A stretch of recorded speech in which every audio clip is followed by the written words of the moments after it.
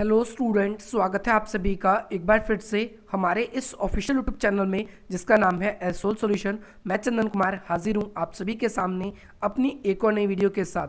So guys, आज की इस नई वीडियो में हम बात करेंगे उन सभी स्टूडेंट्स के लिए जो कि एसओएल, एनसीवैप रेगुलर या फिर इग्नू या देश की किसी भी यूनिवर्सिटी में पढ़ते हैं और वो अपने एग्जाम्स की तैयारी कर रहे हैं, चाहे वो ग्रेजुएशन में या पोस्ट ग्रेजुएशन में, और उन्हें नव यथार्थवाद को पढ़ना है। तो आज की ये नई वीडियो उन सभी स्टूडेंट्स के लिए इंपॉर्टेंट रहने वाली है। साथ ही के साथ आप लोगों को इस चीज़ का भी ध्यान रखना है कि हम यहाँ पर यथार्थवाद क्या था इसको कंप्लीट कर चुके हैं। अगर आप लोगों ने वो सीरीज़ नहीं देखी है तो उसके लिंक डिस्क्रिप्शन बॉक्स में या बहुत सारी वीडियोस आप लोगों के लिए अपलोड हो रखी है। आप यूट्यूब पे सीधा लिखेंगे यथार्थवाद बाय एसओएल सॉल्यूशन तो आप लोगों को बहुत सारी वीडियोस मिल जाएगी। नाउ यहाँ पर आज की इस नई वीडियो में हम बात करेंगे नव यथार्थवाद। इसे इंग्लिश में नियो रियलिज्म कहते हैं। पहली बात तो यथार्थवाद अगर आप लोगों ने अच्छे से समझा ही नहीं है तो आपको नव यथार्थवाद समझ नहीं आएगा। तो कृपया पहले यथार्थवाद समझ लेना और फिर नव यथार्थवाद समझना। तो यहाँ पर सबसे पहली बात आप लोगों को ध्यान रखना है कि नव यथार्थवाद अंतर्राष्ट्रीय संबंधों पर अध्ययन का एक प्रमुख उपागम माना जाता है।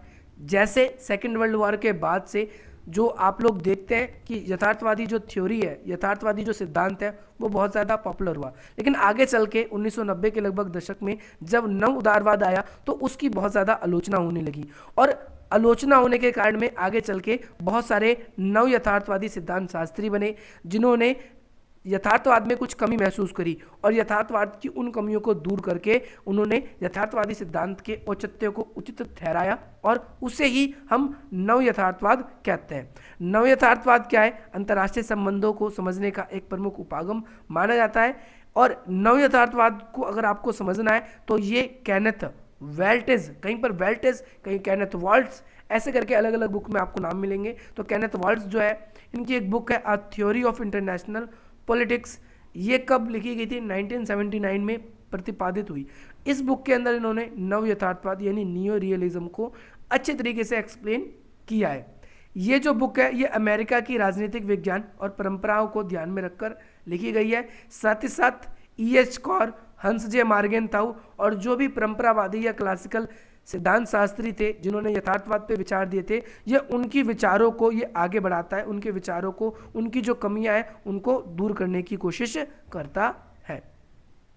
अगली बात, परंपरावादी जो यथार्थवाद था वो एक रूप भेद के रूप में नव यथार्थवाद के अंदर, अगर हम देखें जो भी कमियां थी यथार्थवाद में उसको, उन भेदों को, उन कमियों को दूर करके मानव, देखो यथार्थवादी जो सिद्धांत है परंपरावादी, वो मानव स्वभाव को दोषपूर्ण मानते हैं, और वहीं जो नव यथार्थवादी व्यवस्था है वो कहते हैं मानव स्वभाव तो दोषपूर्ण है परंतु इसके लिए अंतर्राष्ट्रीय व्यवस्था जो है, इंटरनेशनल जो सिस्टम है, अंतर्राष्ट्रीय जो परिस्थितियाँ हैं वो भी हम लोगों को पढ़ना होगा। क्योंकि युद्ध जो है वो मानव स्वभाव के कारण ही नहीं, सिर्फ शक्ति को संघर्ष के रूप में बदलने के लिए नहीं, बल्कि अंतर्राष्ट्रीय परिस्थितियाँ भी कई बार ऐसी होती है जिसकी वजह से हम देखते हैं क्या होता है, यथार्थवाद, नव यथार्थवाद सिद्धांत इसको प्रतिपादित करता है।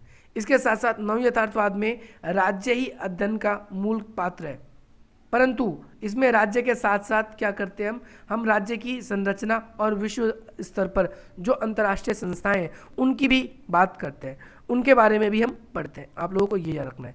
साथ ही साथ राज्य के जरिए या राज्य के नीचे, राज्य के अंदर ही सारी की सारी शक्तियाँ हैं और सिर्फ ये राज्य के अध्ययन के बारे में ही ध्यान केंद्रित करते हैं। साथ साथ बहुत सारे ऐसे सिद्धांत शास्त्री हैं जो नव यथार्थवादी कहलाते हैं, जिसमें रॉबर्ट जर्विक्स, केनेथ वॉल्ट्ज, इसके बाद स्टीफन वॉल्ट्ज, जॉन मिशनर और रॉबर्ट ग्लिम्पिन, ये कुछ विद्वान हैं जो नव यथार्थवादी हैं। यथार्थवाद को आपने समझ लिया। नव यथार्थवाद आपको और अच्छे से समझने के लिए आप लोगों को दोनों में डिफरेंस समझना होगा, और डिफरेंस समझने से पहले दोनों में कॉमन भी आपको समझना होगा। जब आप लोग ये समझेंगे कि यथार्थवाद और नव यथार्थवाद में क्या चीज़ कॉमन है तो आप इसमें डिफ्रेंशिएट इजीली कर पाएंगे। तो दोनों में चार चार विशेषताएं समान है। पहली बात तो समान बातों को करते हैं कि दोनों क्या करते हैं, राज्य को केंद्रित विषय मानते हैं, कहते हैं राज्य का अध्ययन बहुत ज़रूरी है, राज्य के अंदर ही सब कुछ होता है, राज्य एक महत्वपूर्ण अभिकर्ता होता है। दूसरी बात कहते हैं कि मानव प्रकृति, दोनों मानव की प्रकृति की बात करते हैं। यथार्थवादी जो व्यवस्था है वो मानव स्वभाव को दोषपूर्ण मानता है, और वहीं जो नव यथार्थवादी व्यवस्था है वो मानव स्वभाव के साथ साथ अंतर्राष्ट्रीय जो परिस्थिति है उसको भी दोषपूर्ण मानता है। तीसरी बात अगर हम बात करें कि दोनों राज्य के लिए सैनिक रखना अनिवार्य मानते हैं, क्योंकि राज्य सैनिक ही राज्य की सुरक्षा करते हैं और सैनिक शक्ति राज्य को बढ़ानी चाहिए, ऐसा दोनों का कहना है। क्योंकि अगर आपके पास सैनिक रहेंगे तो दूसरे देश आप पर हमला नहीं करेंगे। अगर आप मिलिट्री के रूप से ताकतवर रहते हैं, पावरफुल रहते हैं, तो आप पे हमला नहीं होता।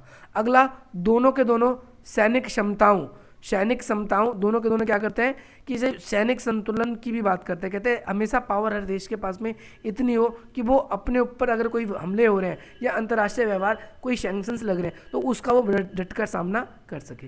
अब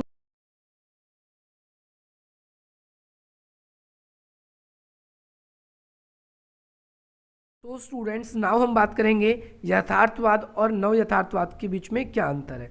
तो बेसिक सा अंतर है यहाँ पर, आप लोग पहले अच्छे तरीके से समझेंगे कि जहाँ पर यथार्थवाद जो है वो शक्ति को, सामरिक शक्ति यानी जो मिलिट्री है उसमें विश्वास करते हैं, वही नव यथार्थवाद का कहना है कि अगर हमें अपने देश को सुरक्षित करना है तो ज़रूरी नहीं है कि हम क्या करें, हम सिर्फ अपनी मिलिट्री को बढ़ाएं, हम दूसरे काम भी कर सकते हैं, हम शक्ति के जो केंद्र हैं उनसे अपनी दोस्ती बना सकते हैं। दूसरी चीज़, हम अंतर्राष्ट्रीय जो संस्थाएं हैं उनके अंदर अगर हम शामिल हो जाएं तो वो भी हमारी क्या कर सकती है, कभी हम पे हमले नहीं होने देगी, हमारी सामरिक सुरक्षा करेगी। तो इसके ज़रिए भी हम सुरक्षा की बात दोनों करते हैं, पर दोनों का जो पॉइंट ऑफ व्यू है इस जगह पर थोड़ा सा डिफरेंट है, अलग है।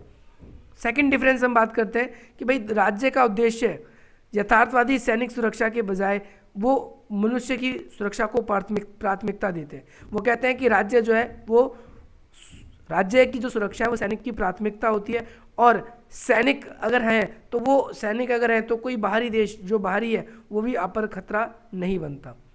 अगला है, परंतु नव यथार्थवादी मुख्य अंतर रूप से इस तरीके से देखे जाते हैं कि जो सैनिक है, सैनिक तैयारी आप किस हिसाब से करते हो अपने देश के अंदर, ये इस पे डिपेंड करता है, आप मिलिटेंट्स कितने रखते हो। नव यथार्थवादी विचारों का कहना है कि सैनिक तैयारी आर्थिक क्षमताओं पर निर्भर करती है।